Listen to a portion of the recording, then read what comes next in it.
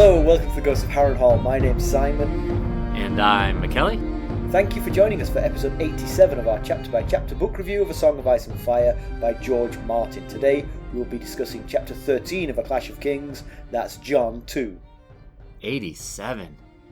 We're going to have to start thinking about a 100th anniversary, 100th episode special, aren't we? Pressure. That's a lot of pressure. That's an extravaganza. Anyway, we're going to chat about the chapter, and we're going to try not to spoil any future plot points for you, and hopefully we'll provide you with some entertainment along the way. We'll summarise what's happened, discuss our thoughts on it, provide some useful background, compare it to the television show, indulge in a little pedantry, and cover some reader communications. Be sure to check out the show notes. They'll provide some additional information about the characters and places in the chapter, particularly helpful if you're not reading along. Oh, I've had a thought. Since you brought that up, while I was speaking, I was thinking, we could do the 100th episode together, perhaps. Oh, in person? In person. Oh, how about that? Because I'm halfway vaccinated now. Me too, yes. You see. That could be our celebration. By then, we'll definitely both be fully vaccinated. Yeah. I mean, we could probably do the 93rd, but that won't be as momentous. Yes. Perhaps we could record the 100th like as a video so people can see that we're together, you know. Right, yes. I like it. Yeah.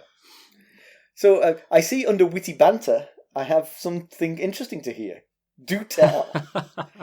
I had a bit of an Easter miracle. We're recording the week after Easter. And I had a bit of a miracle. So you know, obviously, and I believe our listeners who have come all the way through with us know that you and I both got a large set of a Game of Thrones socks for Christmas of 2019, I believe it was. Oh no, 2 Christmases ago. That's crazy. I believe so. Just I feel like we're being very Christian centric here. So to be clear, other religions are available, and we are not recommending one over any of the others. Right. This just happened to happen on Easter Sunday. Okay, so do tell. So you washed your socks. I finally washed those socks. So I got a 12-pack of socks, and of course, within 2 or 3 weeks, one of the pair of the Baratheon sigil socks disappeared. Oh. Had never seen it since. That's a shame. A year and 4 months ago now. On Sunday, I was taking the stuff out of the dryer, and it was just in there. It was just sitting in there with the other laundry. And I looked at it and I was like, why would I have one sock? Why would I have taken that? Because I kept that other Baratheon sock because I didn't know what else to do with it. As you would. So it's just sitting in my nightstand thing. Or not nightstand, but my dresser. And so there was a Baratheon sock sitting in the dryer. And I was like, what? Where could this have come from? So I took it and I went into the to my dresser, and sure enough, the other half of it was sitting in there. And so it's not like you went on a hopping contest and wore your one lucky Baratheon sock. Right. That was still in the drawer. That is amazing. It's really the craziest thing. I do have a theory, though. Okay. There was a fitted sheet in the dryer. Yeah. You know those fitted sheets have like those crevices for the part that goes over the mattress. Yeah. I'm wondering if it was tucked inside of a fitted sheet and I just never knew it. Do you have lots of fitted sheets and they're on a very long rotation? Yes. There's, Stacey. I've met Stacey. She does her due diligence, especially when it comes to things like sheets. So we have multiple sets of sheets that go on in multiple at various times of the year and get swapped out and stuff like that. So it's possible that this fitted sheet had just had gotten lost in the rotation. Well, that's amazing. It reminded me of something that happened in my house, which this is kind of a strange one. We have a white bowl with flowers on it, and it's just one of the bowls. We are not like Stacey. Our cupboard is full of mismatched plates and bowls and cups. Nothing matches. It's all just a hodgepodge. But we have this one bowl. It's white and it's got flowers on it, and it's kind of a good size for cereal. Lucas uses it for cereal. And we'd had it for, I'm going to guess, 3 or 4 years. when I noticed doing the dishes that there were two of them. I'd never noticed. It was like twins. It was like Parent Trap. I was like, did we get another one of these? And they were like, no, we got them in a set of two. And I was like... You got Parent Trapped by your bowls. Extraordinary. I mean, because it's not like... it's not like the fitted sheet. They're not on a rotation. These things are washed all the time. I mean... You'd think at some point two of them would have showed up together. Exactly. And you would have seen them. It still baffles me that I didn't notice that. I mean, we'd had them years. I mean, they were showing wear and tear, equal wear and tear. It's not like one had been set aside, hiding from view. You know? Did they have the exact same scratches in the exact same locations? It wasn't that much wear and tear. So yeah, that just reminded me of that. Although that's a very different story. Well, I do like your story. I also like the mundane explanation. I mean, I like magic, but I'm okay with mundane explanations too. It's just a guess. There was a fitted sheet in there. It's the only thing I could think of as to how this sock could have randomly shown up a year and 4 months after going missing. The other thing that reminded me of actually was, this is going to be more than a year ago because it was in the office at work. I was walking along in the morning and a sock fell out of my trouser leg. These socks, see, they just come out of nowhere. And it wasn't one of mine, it was like one of Carson's or something. I was like, what the heck? Luckily, it was someone in your family's, at least. Yeah. A random person's sock. Who did that? Oh, man. It was cold this weekend, was it not? I don't particularly remember, but yes, I'll go with yes. If you were in Boone... Oh, it was cold for you, yeah. Very cold this weekend. We got down, I think the low... It was chilly here too, I remember that. It was chilly here.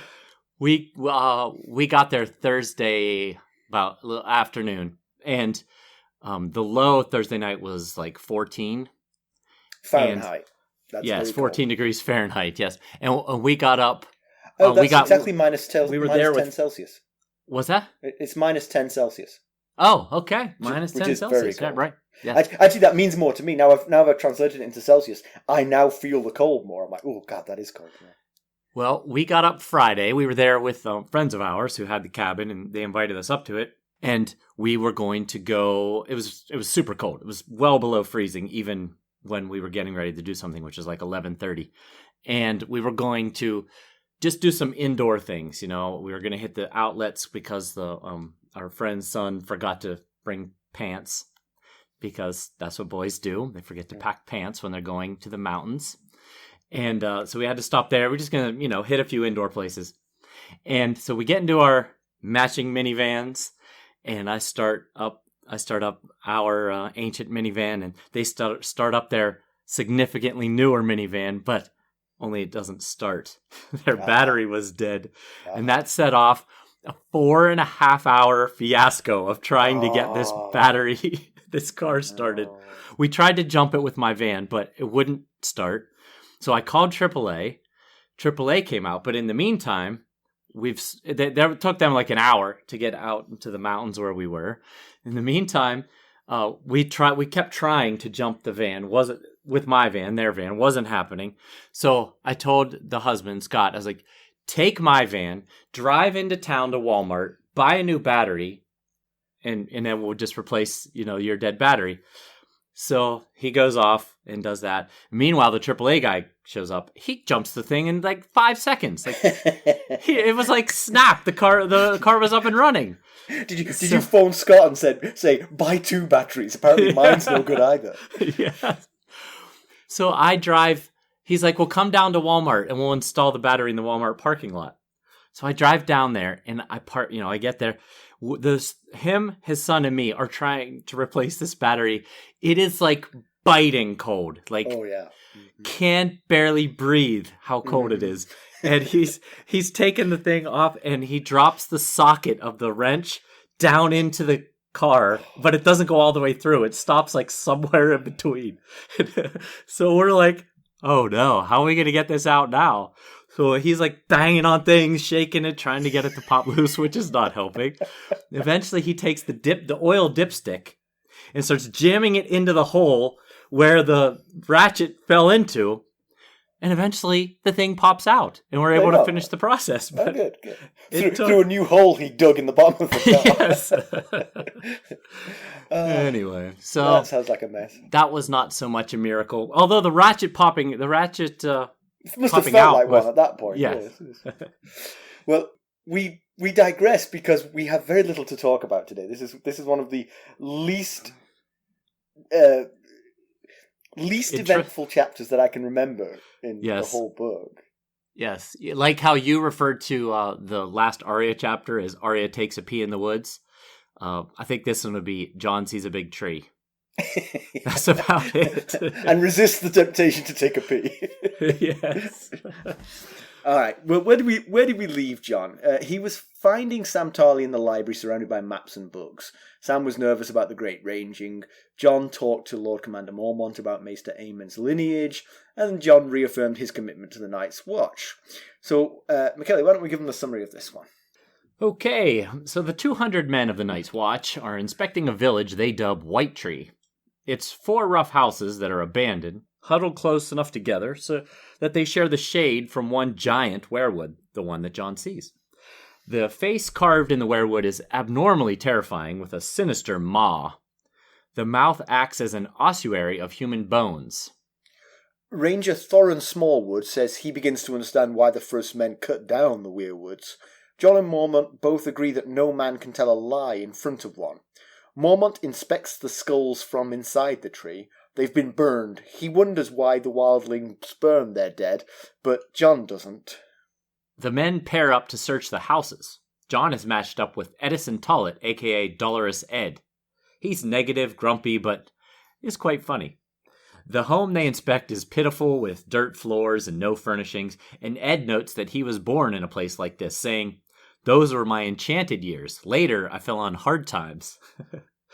They find nothing of note, and this is the 4th abandoned wildling village. Outside, Chet is volubly cursing the hounds and silently cursing Jon for his diminished role. Wildlings were known to be here a year ago. Jarman Bookwell observes that much can change in a year and lists some of the events of Game of Thrones as evidence. Malador Locke is happy to see fewer wildlings. They head north. Less wildlings, less problems, I guess. Yeah. Mormont writes a quick report of what they've found so far and gives it to Jon to pass to Sam to send to Maester Aemon. Sam and Jon chat for a while, and Sam admits that he's getting a bit more confident now that they keep finding no wildlings. And Jon observes that of the 200 men, only Sam is getting less worried as they progress. Jon reports back to Mormont and they discuss what Benjen Stark would have done had he found the villages deserted. Mormont is confident that he would have continued on to find out why. They are expecting to rendezvous with 100 men from the Shadow Tower under Corin Halfhand, which, because of the size of their party, will make hunting harder. Ghost trots back empty-handed, so hunting is already difficult. The woods appear pretty deserted. Mormont tells Jon not to worry, they'll find their enemy. Jon thinks that their enemy might find them. Whew. Riveting. Yeah. No, I mean, it's fine. It's fine. Nothing happens, you know. Yeah. It's an empty village, and they inspect it, and it remains empty, and they leave. They didn't even find anything interesting at the village. No. Just a giant tree and some skulls. Well, I mean, the biggest tree you've ever seen. I mean, I remember the biggest tree I've ever seen. I remember that day. Okay, yeah. So, would you put it in your memoirs? I might. I mean, it wasn't the only thing that happened that day, you know. There were other things. Right, yes. Well, I was attacked by wildlings, so... There was a battle, at least. We'll be right back. Hello, friends. Are you ready to make some unforgettable memories? Well, if so, consider the Marriott Bonvoy program. Discover the perfect destination for your summer getaway and unlock exclusive deals on luxurious accommodations. With our affiliate partnership, you'll enjoy unbeatable savings and a seamless booking experience. Don't let summer slip away. Visit Marriott Bonvoy today and make this vacation season one for the books. Use our Ghosts of Harrenhal affiliate page to check it all out and buy Bonvoy points or give some as a gift. The link to our page is in the show notes. I think this shows the power that Martin had over his editor, even as early as book 2, because I feel like this one should have either been cut or combined with whatever the next chapter may be. Well, when we get to comparison with the television show, you'll see what the showrunners did. Okay. I will say, actually, when Mormont sort of observes, complains that the wildlings burn their dead and wonders why, he's either just filling the silence with noise or he's an idiot. Because they burn their dead because the dead rise and attack you if you don't burn them. Yeah. He was there when it happened. Exactly. It's not like he was like, oh, I heard a story about that once. He physically saw a white attacking him. Funereal rites sort of evolve for various reasons around the world, but if the dead rose and attacked you, burning them would become a very common practice. And very promptly after they die, too. Yes. Even your most loved ones. Yeah. And Osha was talking to Bran about whites like she has personally experienced dealing with whites. So it's certainly something that the wildlings north of the wall at least think about is happening. So it would certainly make sense that they would burn their dead. And you would think Mormont would be aware of this fact. Yeah. I will say one other thing. Perhaps Lord Commander Mormont has a memory much like my own and doesn't remember the white attack of a week ago. Now, speaking of that, when we get to news and notes, there's a reference to that. Okay, good. So Jon sees kind of the whole action around this chapter is that Jon sees a huge, monstrous-sized weirwood at the center of this village, which is why they call it White Tree, because of the giant white tree in the middle of the village. And Jon thinks it's the biggest tree he's ever seen. And in this chapter, they kind of use the term heart tree and weirwood. And so I wanted to real quick just kind of explain the difference between a weirwood and a heart tree. So most weirwoods have faces carved by children of the forest. That doesn't necessarily make them a heart tree, to my understanding, because a heart tree is a special tree prayed to by those faithful to the old gods, usually in a godswood. And now, not all heart trees are weirwoods or have faces on it. For example, back in Ned 12, he told us about the fact that the Red Keep's heart tree is a faceless oak tree. So a heart tree doesn't have to be a weirwood. It doesn't have to have a face carved into it. So, Now, a weirwood is usually a large deciduous tree found in Westeros, currently found mostly in just northern Westeros, with white bark and red leaves. So it doesn't have to be one. It doesn't have to be a weirwood to be a heart tree. Right, but it was unusual for Ned to see a non-weirwood heart tree. So Jon probably never seen one that wasn't a weirwood, right? Yes. So he probably thinks of them not as synonymous, but certainly a subset. Right. Heart trees are a subset of weirwoods, rather than being a child of the North. He's probably only ever seen. He might have only ever seen the heart tree in Winterfell. I don't know how much traveling he's done. So he might just associate. That's an interesting question. How common are weirwoods in the rest of the North? Yeah. They are northern trees, obviously, but it feels like they're much more prevalent north of the wall. So. Right. Yeah. Yeah, that's right. If you remember, when they took their vows north of the wall because that was where the weirwood was. There wasn't a weirwood south. Yeah, there was like a whole bunch of weirwoods where they went to take their vow, and they figured that would work as a heart tree. Right. But Jon mentions that he could feel the power of this tree, and he says it right after Mormont says that it's a very old tree. Obviously, the thing's huge, and I wondered if Jon was feeling the power due to just the general size and age of the tree, or was it literally giving off some type of vibe of power? Yeah. I mean, he's a Stark, so you'd expect him to be more attuned than Southerners are to the old gods. Right. You would think he'd be more in tune than Thorin Smallwood, who wants to chop the tree down. He's from the Riverlands, so and we've also seen Bran have plenty of supernatural dreams and give off some kind of special connection vibes with nature, especially with his wolf. Yeah, so we mentioned in the summary that Jon thinks that his Lord Father believed that no man could tell a lie in front of a heart tree because the old gods knew when you were lying. I'm not sure what they would actually do. Would a branch fall from the tree and smack you across the head? Whack you. Yes, that's what it does. Yeah. Now we have heard it said that green seers could see through the weirwoods. They could see the future and the past. So maybe that saying stemmed from the days of when there was no point in lying to a green seer because he could just fact check your your statement. Yeah. But then there's also right in the same area of the chapter, Mormont says that children of the forest could speak to the dead. He's holding a skull and he's wondering why there are burned skulls in this tree, and he's wondering what happened to everybody in this village, and he thinks, if the children of the forest could speak to the dead, unfortunately I can't, and he tosses the skull back down. And just like the lying thing, I was thinking maybe the green seers could speak to the dead by going into the past and talking to the dead when they were still alive. Yeah.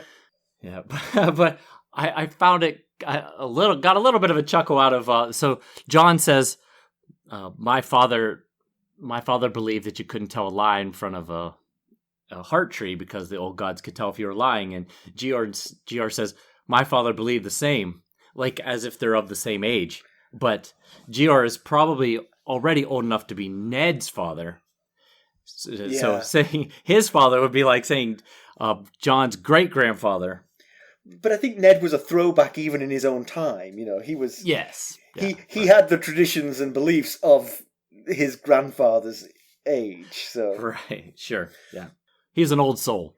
We do love Dolorous Ed. His first line in the whole book is, after hearing that Mormont wishes he could talk to one of the dead wildlings, he says, "It's bad enough when the dead come walking, now the old bear wants them talking as well." I just love Ed. He just adds something to every chapter that he's in. Yeah, and then in that same, I don't know if it's the same paragraph, but in that same scene when they're inspecting the house, Jon says, "What do you think happened to all the wildlings?" And he says, "Something worse than we can imagine." What a weird thing to say. So yeah, I like him. He's pretty funny. Yeah. Last night I was looking at Cameo.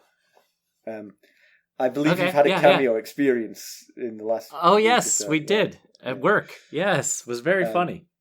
I immediately went to see if the greatest soccer player of all time, Roger Palmer, was available. He's not. Oh, Roger Palmer! I would have paid good money for that. Yes, but, indeed. There are some Game of Thrones people, and Dolorous Ed is one of the ones you can get. Really? Which would be fun to do.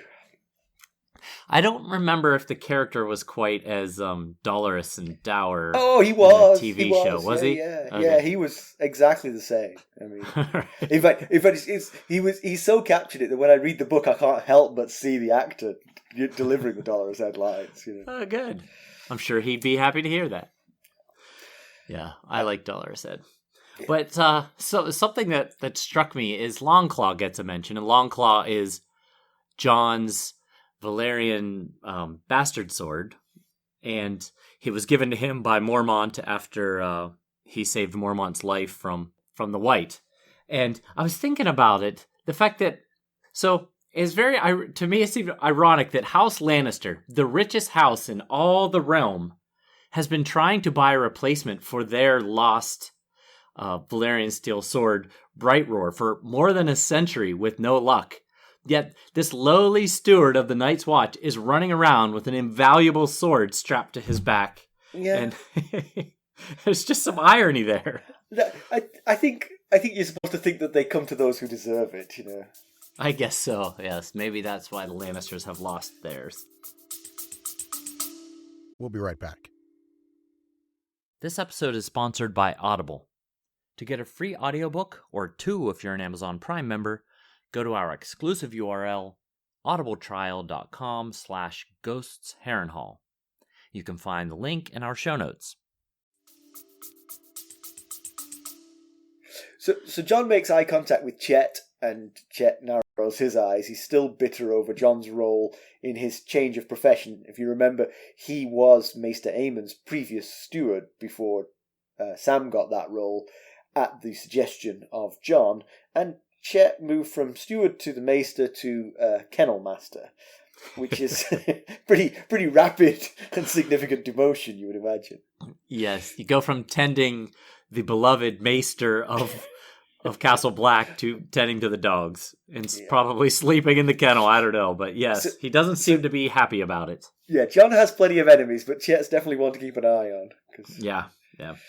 We also meet Bedwick, who is only 5 feet tall, but apparently he's very adept at climbing. They get him to climb the weirwood to look further north to see what's coming up. Yeah. Actually, I wonder about that. I'm not much for climbing trees, but if you climb a tall tree, is it that easy to see a long way in front of you? I know Bilbo Baggins did it, but I wondered if real people can do it. In Mirkwood. because as you get higher up, you're in the crown of the tree, and so your view is still obscured until you get to the very, very top. But the very, very top of the tree is spindly, thin branches, which wouldn't take you away. So I definitely take your point there. I do, yes. I guess it would depend on how the tree is shaped. Yeah. If it's got very thick branches and leaves, you'd have to get way out on the edge of the end of a branch to be able to see what's out there. But if it has more sparser branches, you might be able to get away with it, I guess, by staying near the trunk. But he's obviously adept at climbing because he can do exactly this. He can go to the very top of the tree, look far afield, see what's coming up. He sees a lake up ahead, and they head in that direction to camp for the night. But he's nicknamed Giant, which I think is just a little bit cruel. I think it is. It's like naming like a big heavy guy Slim or something like that. You know, Is that why Carson calls me that? That's why your cat used to call you that. Yeah, that's right. Have we told them that? I don't think so. So my wife can read our pets' minds. She knows what our pets are thinking, and she has different voices for each of them. And our old cat Stella, who we love very dearly, and we miss her. It was only Stella.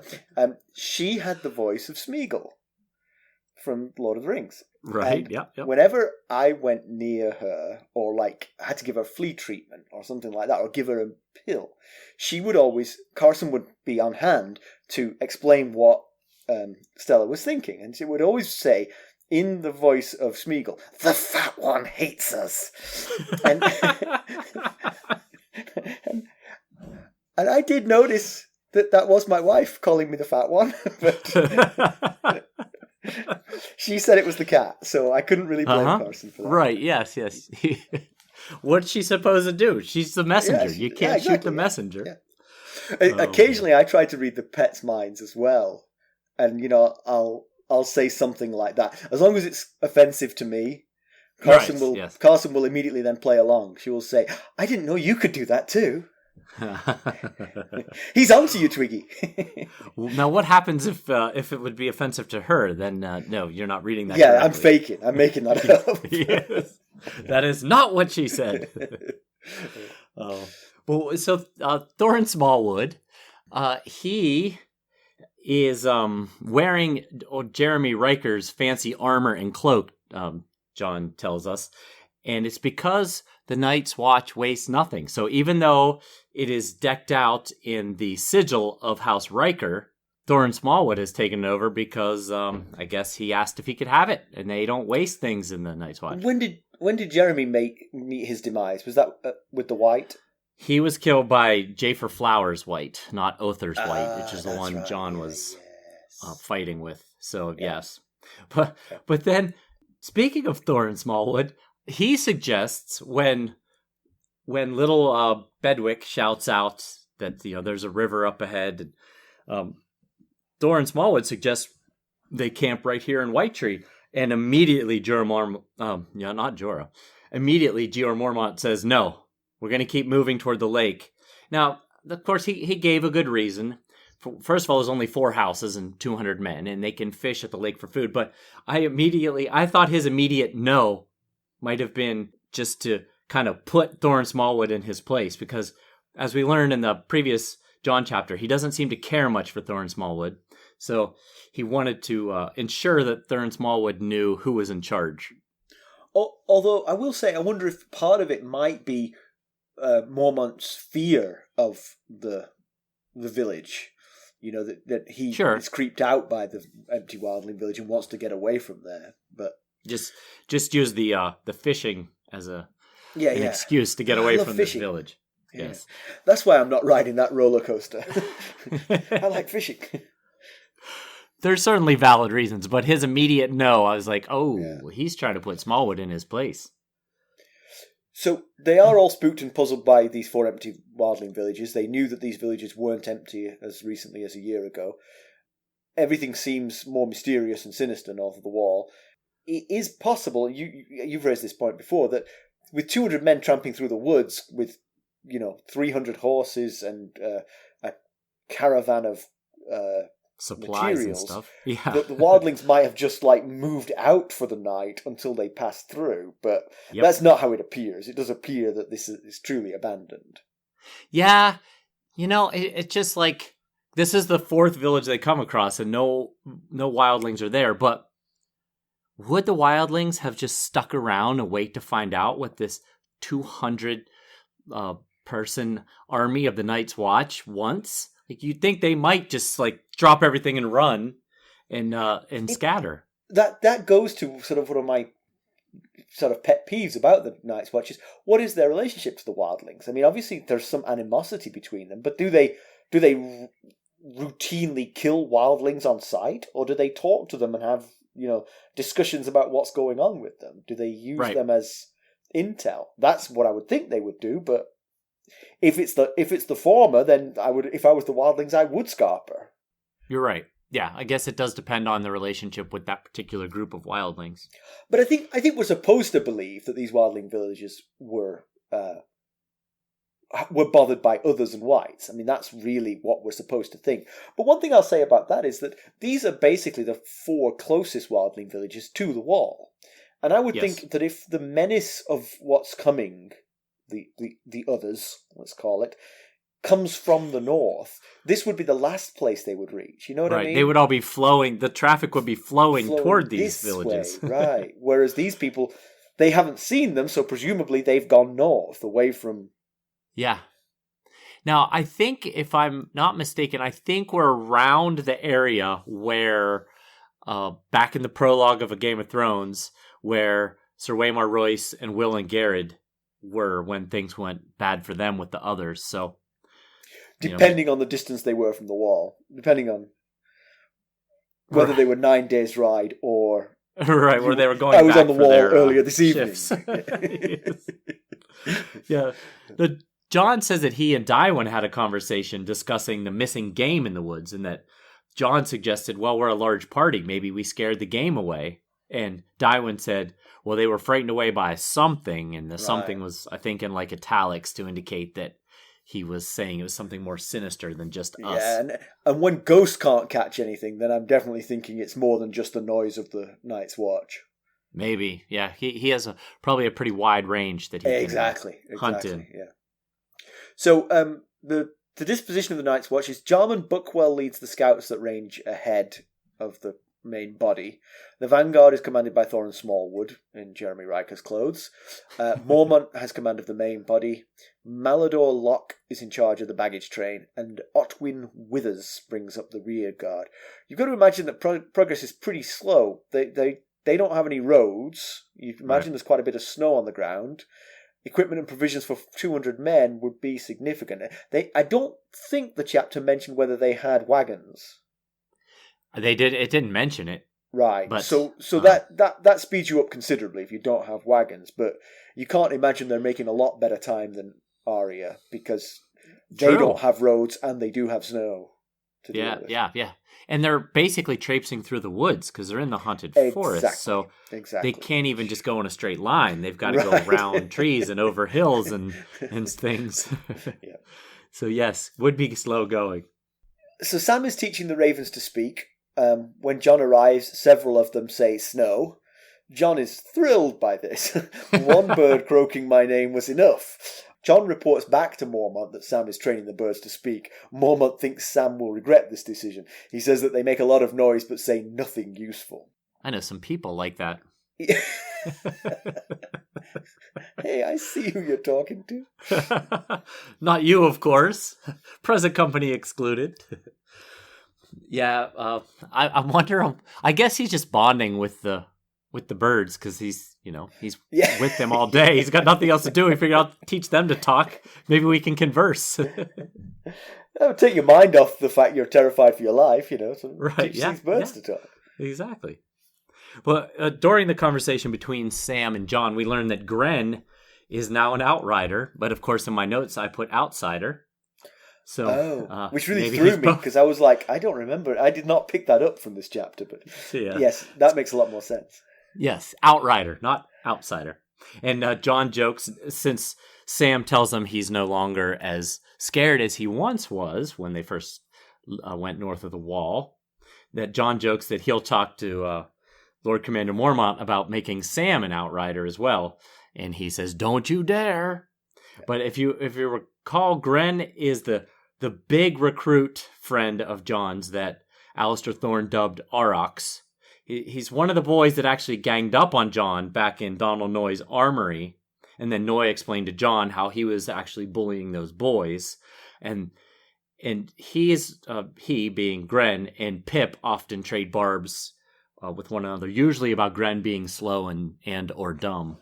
So that's mostly Gren they were referencing. That's mostly Pip saying that, yeah. Gren. Yes. Gren doesn't say it about himself. He usually says, "I am not." So Jon and Mormont, as we mentioned, discuss if Benjen discovered the empty villages, what he might have done.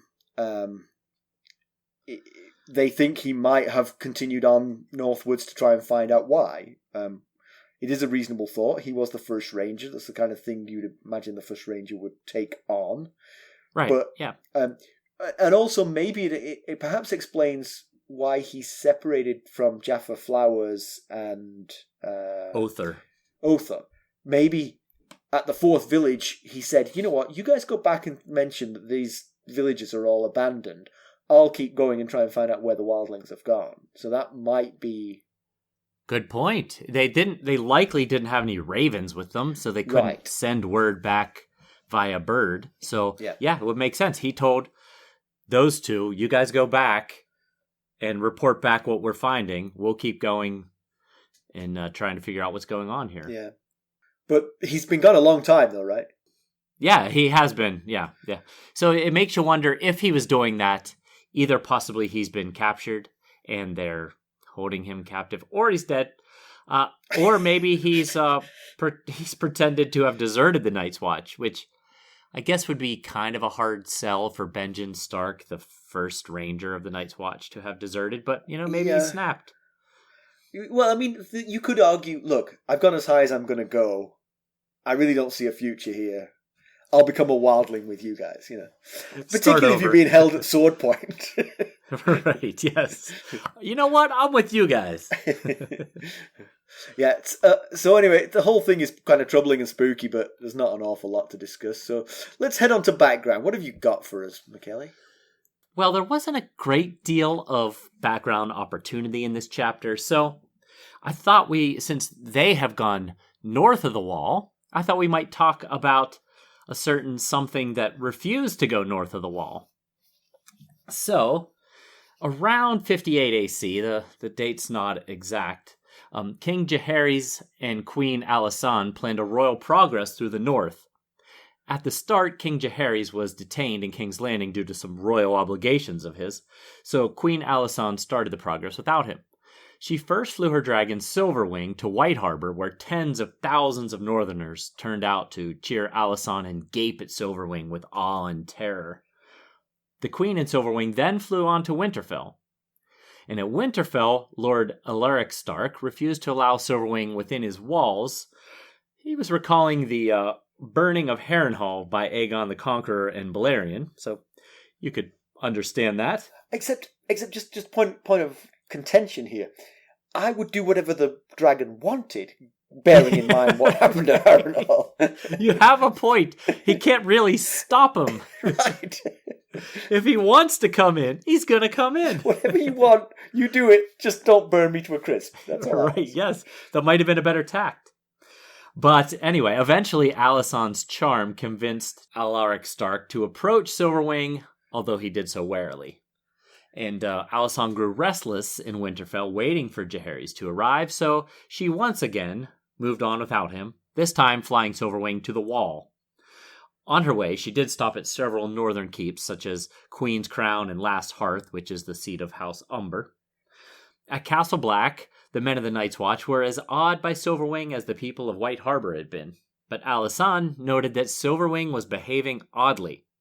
The dragon would hiss and snap at every chilly gust off of the wind coming from the wall, and the queen commented that Silverwing does not like this wall, and she, Alicent, tried 3 times to fly Silverwing north beyond the wall, but the dragon refused and veered south every time she tried.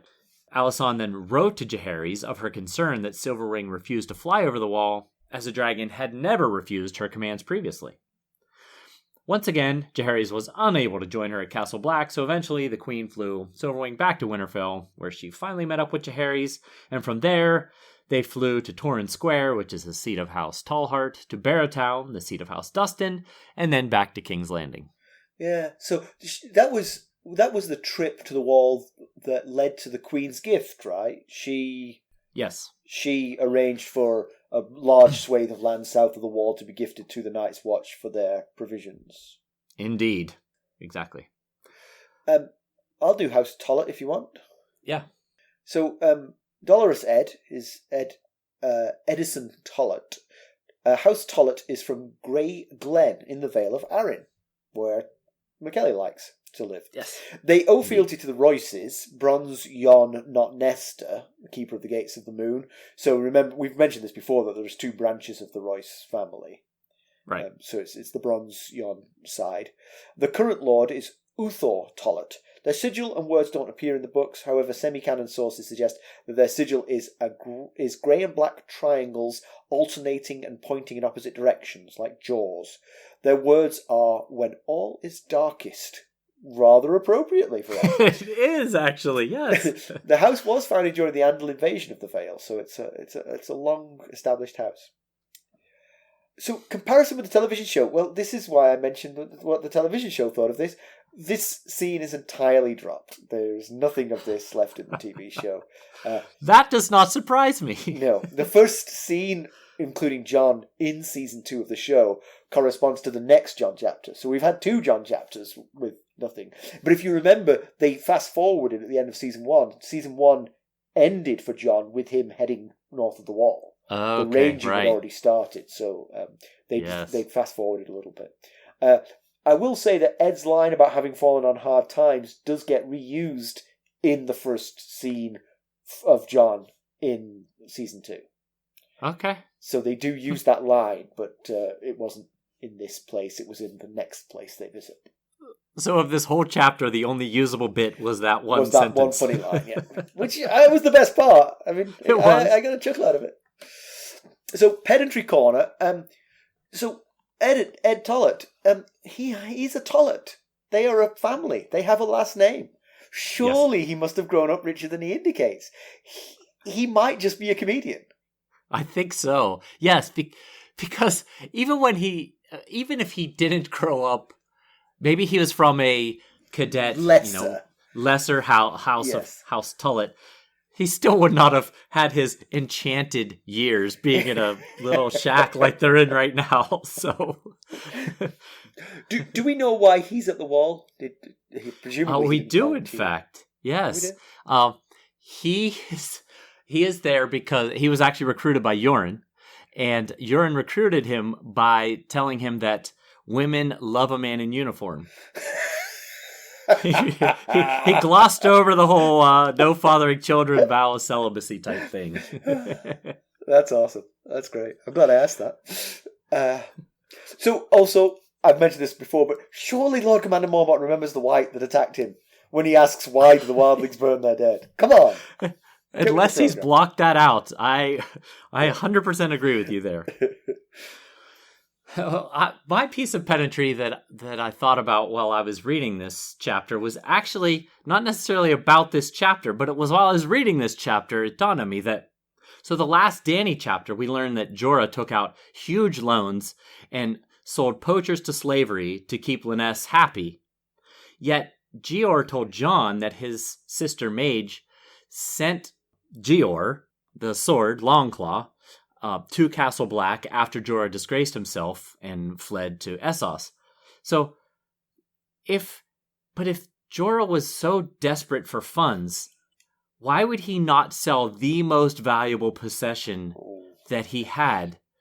The Lannisters would have paid a mint for it. There's rumors that the Bright Roar, which is the Lannisters' old sword, that they paid a weight of gold enough to raise an army for Bright Roar. Right. So, he could have solved all his financial problems just by selling that sword. And clearly he wasn't below disgracing himself, or above disgracing himself.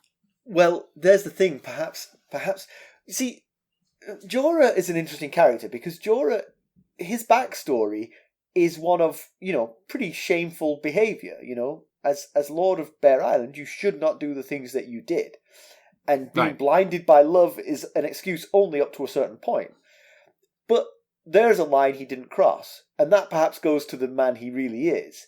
He was blinded by love, and he got himself into a bad situation and was forced to do things he shouldn't have done.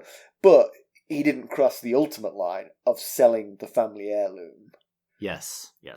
That is very, very possible. Yeah. I had a similar thought. Because he seems an honourable guy now. I mean, he seems to, Right. His interactions with Dany are all that of a very upstanding and noble knight. So far, yes. Who fancies her? But, Yes, right. Yes, you're right. He I guess he might have decided, I'll sell these folks into slavery and try and make money before I will sell the Valyrian Steel family heirloom sword. Right. Which, yes, there you go. Those are two different thresholds of I've let myself go. But I guess if he had reached that level, he could have solved all his financial woes for quite a while by selling that sword. News and notes. Oh yeah, I got an email about this. So we got a few things here about the Game of Thrones TV show and some spin-off talk. So HBO in the Game of Thrones are celebrating their Iron Anniversary. The pilot was aired, well, the pilot that aired, anyway, because they shot two pilots. The first one they junked. The pilot that actually aired did so on April 17th of 2011. So, for the rest of this April of 2021, HBO will be celebrating with a bunch of new content, like new behind-the-scenes footage and clips and trailers and cast interviews and a whole bunch of other stuff. And if you go to the HBO Max specific page for this, HBO Max has a page dedicated to this Iron Anniversary. You can find out about all kinds of stuff that they're doing. And unfortunately, by the time this airs, the marathon that's being held on April 10th will have already happened. They're doing a marathon where starting at 10 a.m. on April 10th, they're airing all of the episodes in a row, and they want you to watch. They want you to binge watch the marathon for charity. Various charities, in fact. So I could do that. I could lounge around watching TV. I mentioned it on the Discord server, and Jenny of Oldstone said she'd love to do that if she had the time to do something like that. Yeah, right. I think we all feel that way. Yeah.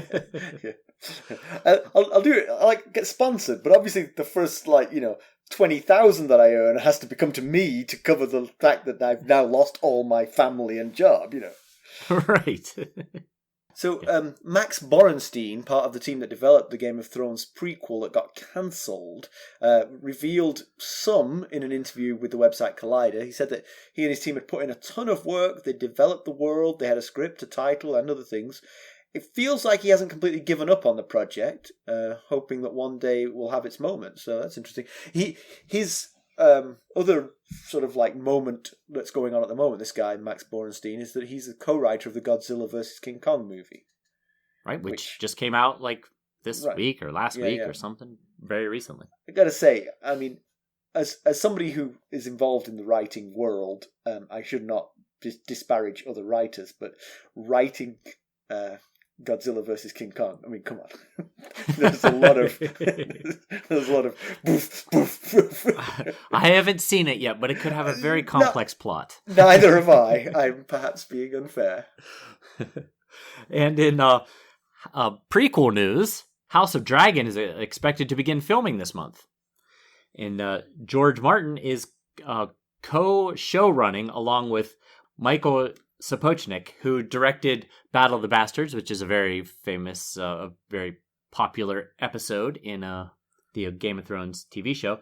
And Sapochnik is also apparently directing this pilot that they're filming, along with some other episodes that were not mentioned. So, you know, it wasn't my favorite episode. I mean, I know it gets it has a high reputation, but for me, it was a lot of like, yeah, come on.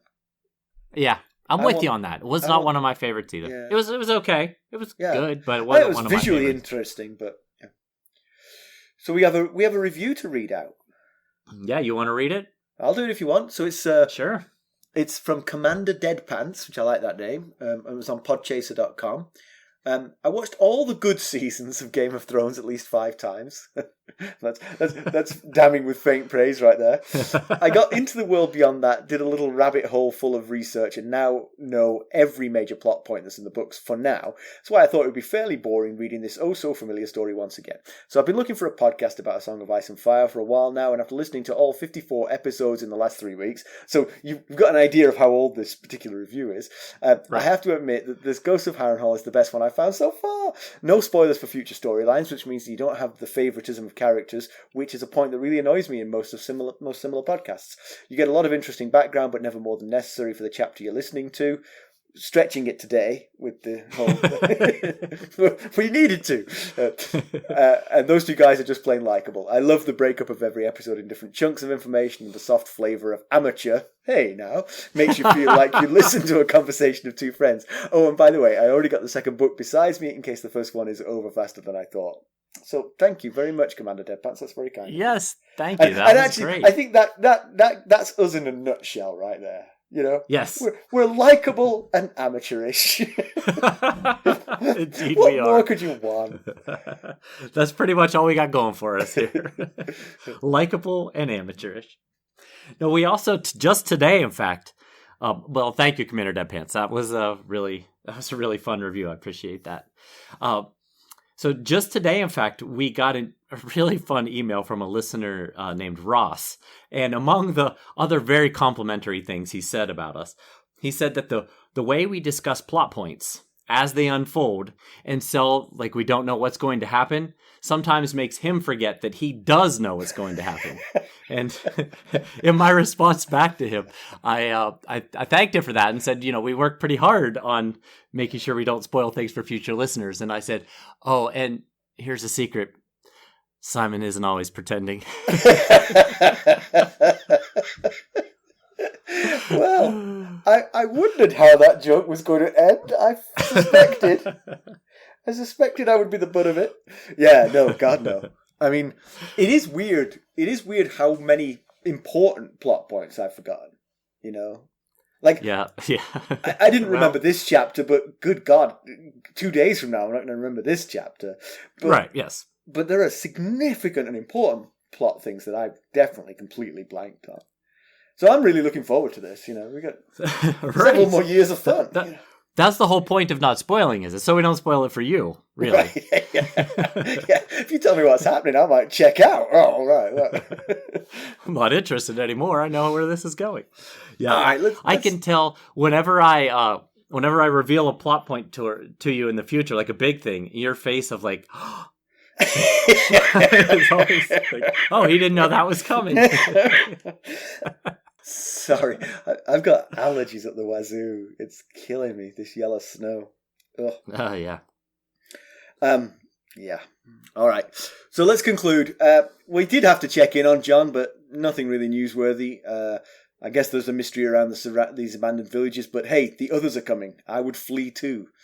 But I guess they could have all run off to join Mance Raider. They might have all decided, our little cozy village here under the tree is not good enough for us. We want to lay siege to a 700-foot wall armed with trained fighting men. That's what we'd like to do. It's a choice. Yeah. It's a decision. Or it's possible they may have heard the freight train of the Night's Watch coming through the woods and made themselves scarce for the moment. And in a few days, they will return to their little village and live happily ever after. There is a sliver of hope for Benjen, perhaps. If he found the same thing that they found, he might have continued to search for those wildlings to answer those questions. But as you said, given the amount of time he's been gone, something more than just curiosity is keeping him away from coming back. Yeah, but it's definitely possible. At least it could explain why he's been gone for so long and why he wasn't one of the whites that came back. Yeah. He got separated from them because he went further investigating and sent them back. That certainly makes a good deal of sense. Yep. And Sam's doing well. Yeah. Better than most, it seems. That's good. So that's good. Yeah, the fact that he's becoming more brave while the others are becoming less so shows that he's not as craven as he thinks he is. Yeah. Or maybe he's just too naive to consider more sinister reasons for the lack of wildlings. He's appreciating it. Yeah, I mean, maybe that's... Because I don't think of him as naive. I think of Sam as being quite smart. But I wonder if his cowardice isn't as smart as the rest of him. You know, if his cowardice can only sort of like focus on the sort of near-term threats. So his conscious mind is aware of the bigger picture, but his cowardice is just like, well, actually, we're doing okay here. Nobody's trying to kill us. Right. I'm waking up every morning. Right. No one slit my throat in the night. We're doing all right. Which is a sort of bravery, I guess. You know, I mean, that's right. Yeah. We've met Ed. That should give us a few chuckles along the way. Yes, it's a good new character to add. I hope he sticks around for a while. Yeah, I hope so too. But it is grim up north. There's not much to recommend it. Yeah. It reminds me of what Robert told Ned in Chapter 4 of A Game of Thrones when they were down in the crypts, and he was talking about all the reasons Ned needs to come south. And certainly up here north of the wall, you're not going to get any of those fields of golden roses, the ripe fruits, the cheap summer wines, and certainly no half-naked girls. So, well, you might find those, but they would definitely have blue eyes and no manners. Yes. Yes. All right. Well, as always, you can reach us at ghost.harrenhall@gmail.com and follow us on Twitter at @GhostHarrenhall. We're on Facebook, Instagram, YouTube, and now Discord. And we're having fun on Discord. We sure are. It's a good time.